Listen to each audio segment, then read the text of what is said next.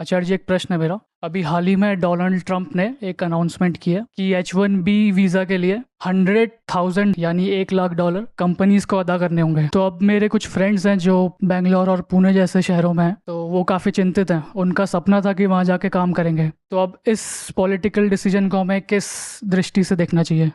मैं तो ये देख रहा हूँ कि ये सज्जन भी हमारी आईटी टीम से है। इनको इनको इतनी चिंता क्यों हो रही है कि यूएस का H1B अब $1,00,000 का हो गया? अरे भाई, उसका देश है, वो करेगा ना। हम क्या बात करें इसमें? अमेरिका में उसकी अप्रूवल रेटिंग बहुत अच्छी चल रही है। सवाल ये होना चाहिए कि हम क्या कर रहे हैं। हम क्यों किसी और पर आश्रित हैं? होना तो ये चाहिए था कि खलबली अमेरिका में मचती, उनकी कंपनियां रो रही होती। 72% H1B वीजा भारतीयों को दिया जाता है। होना तो ये चाहिए था कि उनकी कंपनियां कहती हम बहुत ज्यादा आश्रित हैं इंडियन टैलेंट पर, ये तुमने क्या कर दिया, इससे हमारी कॉस्ट बढ़ जाएगी। बिल्कुल ऐसा होगा कि तुम्हारे दोस्तों में और तुम में खलबली मची हुई होगी। क्यों खलबली क्यों मची होगी? क्योंकि H1B रास्ता बनता है ग्रीन कार्ड का, परमानेंट रेसिडेंसी, और वो ग्रीन कार्ड रास्ता बनता है सिटीजनशिप का। बस ये बात है। और इन सब में गारंटर कौन बनता है बेचारा?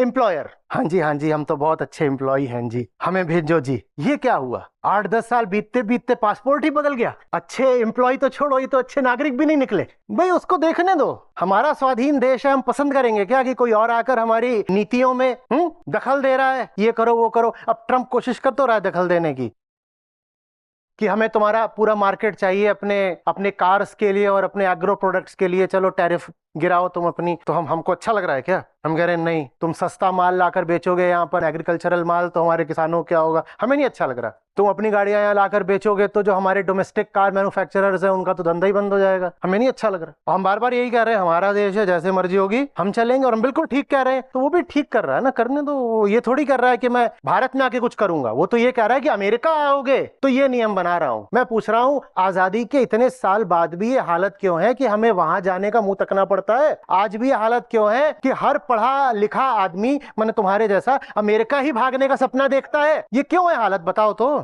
क्यों हमारे बेंगलोर में और हैदराबाद में खलबली मच गई? बताओ, ये जरूरत क्यों थी?